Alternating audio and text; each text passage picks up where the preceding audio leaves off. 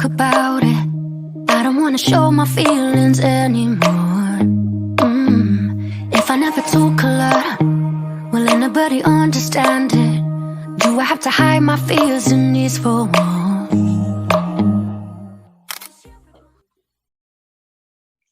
Bienvenidos a la primera clase de las que iré colocando. Esta es sobre alergias a las proteínas de leche de vaca.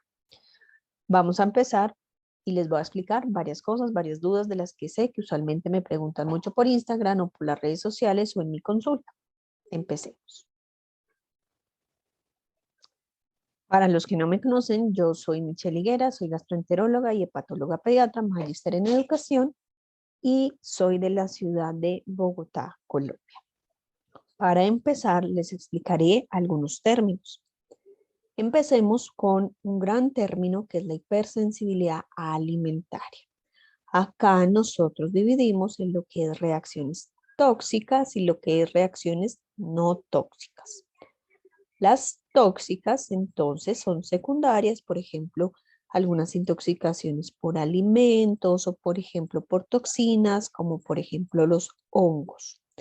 Las no tóxicas, entonces esto tiene que ver más con si está actuando o no actuando el sistema inmune. En la intolerancia a los alimentos no está mediando el sistema inmune. Una muy conocida es cuando hay deficiencia de lactasa y clínicamente lo vemos como una intolerancia a la lactosa. En la alergia a alimentos sí está mediando el sistema inmune y este puede activarse por diferentes rutas. El que es mediado por inmunoglobulina E, no mediado por inmunoglobulina E, o el que puede tener un mecanismo mixto. Ahí, muy conocido en estas alergias, por ejemplo, el de a las proteínas de leche de vaca. Y a nivel mundial hemos visto que ha aumentado la alergia y en estos también la alergia alimentaria. Por ejemplo, en este estudio que realizamos en la unidad de gastroenterología, hepatología y nutrición pediátrica GastroNutriPed, evaluando por quinquenios, se vio que, por ejemplo, en el 97 al 2001 no existía como tal este motivo de consulta y diagnóstico y ya fue aumentando, casi llegando en el 2013 a ser el segundo motivo de consulta y diagnóstico más frecuente en la unidad. ¿Y por qué estar aumentando? Hay diferentes factores de riesgo que hacen que se pueda presentar más o no, pero hay que resaltar también que ahora hay más diagnóstico porque también se sospecha mucho más. En el tema de la exposición, tiene que ver todo lo relacionado con la microbiota intestinal, porque sabemos cada vez más que la microbiota no solamente media las funciones digestivas, sino también tiene múltiples funciones a nivel del sistema inmune. Y también vamos a tener una alteración o unos hallazgos importantes en la barrera intestinal y la permeabilidad de este intestino. Existe también una antecedente de enfermedad genética atópica en la familia, puede ser también un factor de riesgo. Sin embargo, no necesariamente es que esto me va a generar. Siempre que mi padre tenga una enfermedad alérgica, yo tenerlo, no. Y tampoco me va a generar que si mi padre o mi madre no tengan, yo no tengo nada. Se ha visto en algunos estudios que hasta un 60% puede tener un factor de riesgo que mis padres tengan un antecedente atópico, pero también se ha visto que en un 15% en algunos reportes que no. Igual esto depende mucho del lugar en el que estemos haciendo el estudio, de esos antecedentes que estemos verificando, no solamente rinitis o alergia a las proteínas de leche de vaca, sino como tal atopia. Y los factores ambientales, cada vez que los estamos describiendo mucho más. Todo esto empieza a hablar de un término muy importante que es la epigenética. En cuanto a los factores ambientales, sabemos que existen unos factores que pueden ser protectores y otros que pueden ser generar mayor riesgo de que haya alergia, como lo es factores que pueden generar mayor riesgo, la vía del parto, como el parto por cesárea, el uso de fórmulas infantiles, el uso de antibióticos. Pero no necesariamente es que todo niño que nazca por vía de parto cesárea va a tener alergia, no, ni tampoco que entonces fue por el antibiótico. Esto es multicausal y no todos van a poder presentarse este tipo de cosas. Otros factores que pueden ser protectores, como lo es, por ejemplo, tener animales domésticos en la gestación o, por ejemplo, una vida más rural. También se ha descrito 8 alergenos más comunes que pueden presentar todo este tipo de las alergias en la infancia. Incluso se habla ahora del Big 9, pero el 8 realmente es el que más se ha escrito en la literatura. En este es la leche, el huevo, la soya, el trigo, pescado, maní, mariscos y frutos secos. Ahora, las proteínas, el niño puede estar en contacto porque, por ejemplo, consume fórmula infantil o, por ejemplo, por lactancia materna. ¿Por qué? Porque existe el eje entero mamario, en el cual sabemos que fracciones proteicas se han evaluado en la leche humana cuando se evalúa. Y se ha visto, por ejemplo, que la beta-lactoglobulina no existe en la especie humana, pero sí se ha evaluado que se ha visto en la excreción de esta leche humana. ¿Y de dónde? Pues por el consumo, porque hay toda la parte de la digestión de la hidrólisis, pero fracciones proteicas que pueden llegar a esta leche humana. ¿En los niños pueden haber reacciones severas? La respuesta es sí. Y estas pueden poner en riesgo la salud de mi hijo. En algunos casos sí. Es por esto que también tenemos que conocer el espectro, o sea, toda la cantidad de manifestaciones que pueden haber. Están las mediadas por inmunoglobulina E, las no mediadas por inmunoglobulina E y las que tienen un comportamiento o las que tienen un mecanismo mixto. La IgE mediada, en términos médicos, es lo que hablamos como anafilaxia urticaria, asma, síndrome de alergia oral, entre otros. Como les explico en mis pacientes en la consulta, esta es la que usualmente ustedes han visto tal vez en películas o en novelas o en reportes. La no mediada, proctocolitis alérgica, enterocolitis inducida por proteínas de la dieta, enteropatía inducida por proteínas de la dieta, y un mecanismo mixto que son los trastornos eosinofílicos como la esofagitis, la gastroenteritis y dermatitis atópica. Ojo, no toda dermatitis atópica es por alergia a las proteínas de leche de vaca o por alergia alimentaria. Acá les dejo ejemplos de mediadas por inmunoglobulina E, que usualmente son de respuesta rápida de minutos a horas, angiodemas, brotes, pueden haber shock, anafilaxia, toda esta parte. Pueden poner en riesgo la vida porque puede generar dificultad para respirar, tos, que ustedes vean que le está sonando el pecho al niño, que se está ahogando, que se le bajó la oxigenación, que está pálido, que empezó con taquicardia, que empezó con alteraciones del estado de conciencia, que empezó con tensión baja.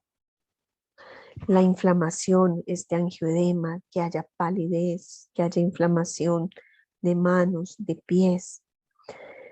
Y ojo, no toda es la no IgMA la que puede condicionar la vida de un niño.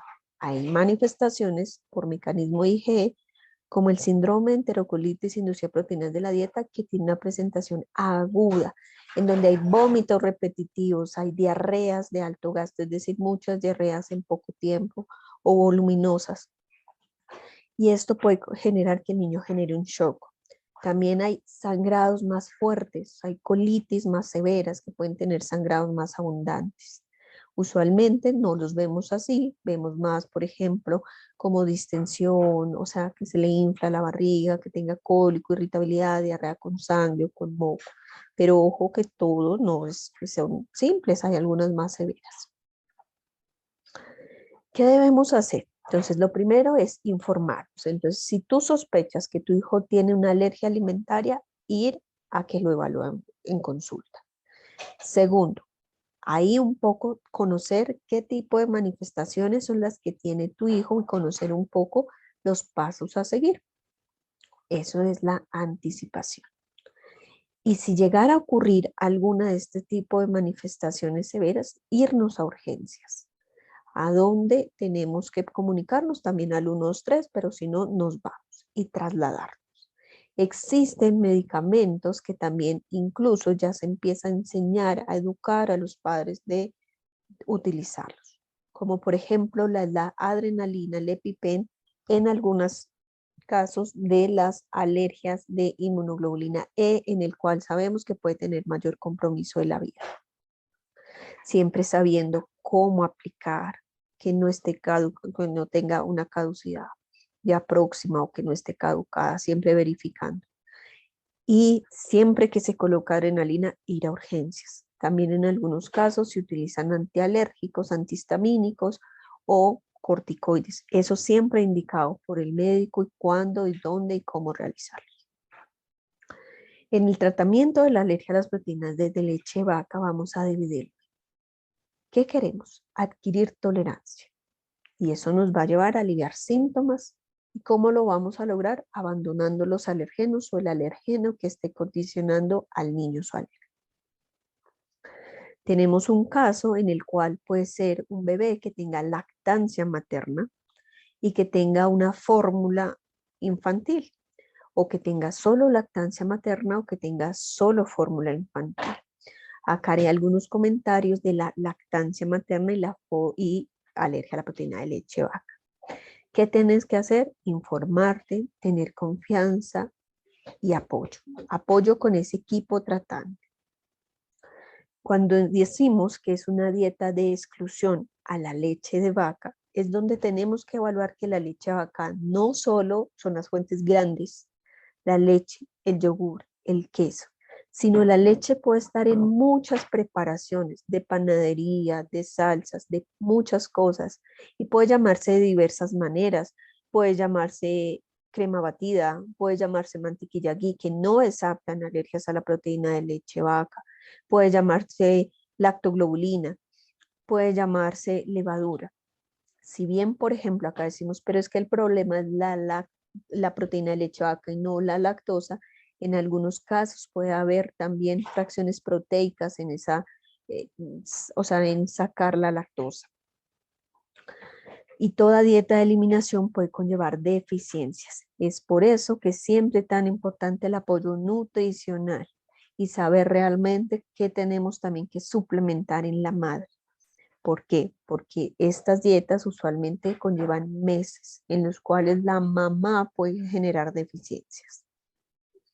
Y esto es un trabajo en equipo. Está el pediatra, por supuesto, e idealmente que sea consejero en lactancia y BCLC. Un gastropediatra, porque tenemos manifestaciones que son no higiene, en algunos casos nos toca hacer endoscopias, colonoscopias, o nos toca mirar otras causas de sangrado, de por qué no está ganando peso, de por qué el reflujo no está mejorando. La nutricionista, el alergólogo para que nos dé también apoyo en algunos casos, como con pruebas de alergia, como con algunas otras herramientas importantes. El terapeuta ocupacional, ¿y por qué? Porque muchas veces los niños que tienen alergias alimentarias también tienen hipersensibilidades orales, corporales, que dificultan también el progreso de los alimentos, el progreso en esa alimentación. La fonoaudióloga también, con terapia miofuncional, vamos ayudando, condicionando todas estas herramientas.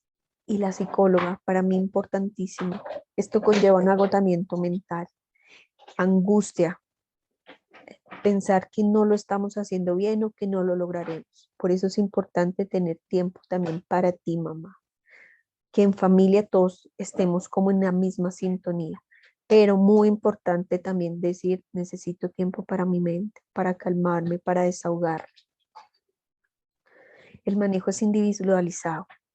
Si ya les hablé ahorita algo de la parte de la dieta, es porque no voy a hablar ahorita de las múltiples fórmulas y las indicaciones, porque eso lo hacemos nosotros en consulta, evaluando cuál o no. Lo que sí es que en esto necesitamos, si vamos a dejar una fórmula que sea para alergia, no una fórmula sin lactosa, no una fórmula confort, pero dentro de las de alergia hay varias y cada una tiene una especificación y respuesta en cada niño. Y es súper importante el seguimiento. En esto es importante no verlos hoy como motivo aislado, sino saber el paso a paso, porque esto es un camino, como yo les digo, de subidas, de bajadas, de recaídas, de no andar y de ir paso a paso. Somos un equipo en el cual estamos todo el grupo de los profesionales y todos queremos el mismo camino, y es que vaya mi bebé mejor. Algunos tips, cuidados en casa. Hablaré de un término que se llama contacto, el cual es contacto cruzado que puede ser directo o indirecto. Directo, literalmente con yogur, queso que se consumió, se tocó y se hizo por atrapar. Indirecto, otros implementos que estuvieron en contacto y después, por ejemplo, yo cogí el cuchillo, cogí otras cosas y podemos tener toda esta parte. Lo ideal, tener nosotros toda nuestra parte de utensilios y platos por separado, por lo menos si sabemos que en la casa está, por ejemplo, otros más niños, está mucha más gente conviviendo y que podemos tener riesgo de toda esta parte. Hay también manera de que nosotros los lavemos muy bien, no necesariamente es que vamos a cambiar todo, no, ¿sí? Pero sí por lo menos tener más sitios seguros. Algunas optan, por ejemplo, con color diferente. Por ejemplo, si tenemos varios hijos o, por ejemplo, otras personas decimos, no, mira, o el mío es el de flores o toda esta parte, ayuda. Todo esto son cosas que ayudan en cómo vamos a almacenar en casa. Entonces podemos tener, por ejemplo, los alimentos en lugares cubiertos, alejados, por ejemplo, en la nevera. Tenemos la nevera y tenemos mucho el mercado familiar. Entonces, ¿qué podemos hacer? En un stand puede ser un tupper incluido ahí y tener ahí los alimentos seguros que tú consumes o que consume tu hijo. Y así tenemos que, por ejemplo, es que se regó una bolsa de leche, que el queso, que el yogur, y siempre en la parte alta, no en la baja. Si es un niño más grande, el que ya está con alergia, también ponerle una bandeja con alimentos seguros para que él sepa que puede coger, que puede tomar de ahí sin problemas. ¿Dónde más está la proteína de leche vaca? En otras fuentes, como por ejemplo productos de higiene. Por ejemplo, esta marca dice acá con leche, esta marca acá dice con leche, esta marca acá dice con leche. Entonces, evitar todo esto. Entre, como digamos, mejor hagamos toda esta parte, mejor nos va. Después evaluaremos en el paso a paso que podemos ya ir como modificando. Siempre verificar etiquetas. Y dentro de esto es muy importante algunas cosas que les voy a explicar.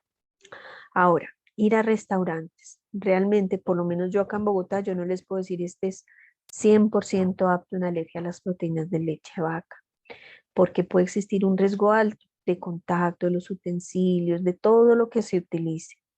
Si vamos a ir a un lugar, idealmente que lleves tu comida o que sea, por ejemplo, un tipo picnic, si es algo más familiar. En las vacaciones, idealmente contar con la cocina propia. Recuerden que los buffets son sitios también, digamos, de mucha manipulación. Entonces no puedes quedar tranquila porque fuiste a tomar allá piña y esto porque la pinza, donde lo picaron, alguien tomó de acá algo de queso, pero dejó la pinza ahí, entonces puede ser peligroso. Las etiquetas. Entonces las etiquetas nos brindan varias herramientas. Por supuesto el nombre y vamos a tener la fecha de duración, vamos a saber cuánto pesa, cuántas cosas. La información nutricional mucho nos da herramientas en la parte de lo que queremos buscar ahorita y es realmente si es apto o no. ¿Qué evaluamos? Los ingredientes. Entonces los ingredientes muy importantes, pero también la lista o de la declaración de alergenos, porque ahí vamos a saber un poco más.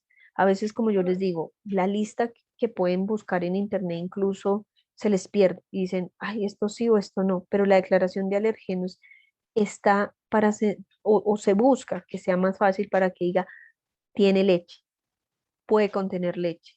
Y esta parte de algún modo siempre la estemos verificando. Si no hay declaración de alergenos, más difícil verificar realmente qué está pasando en esa marca y realmente no podría ser.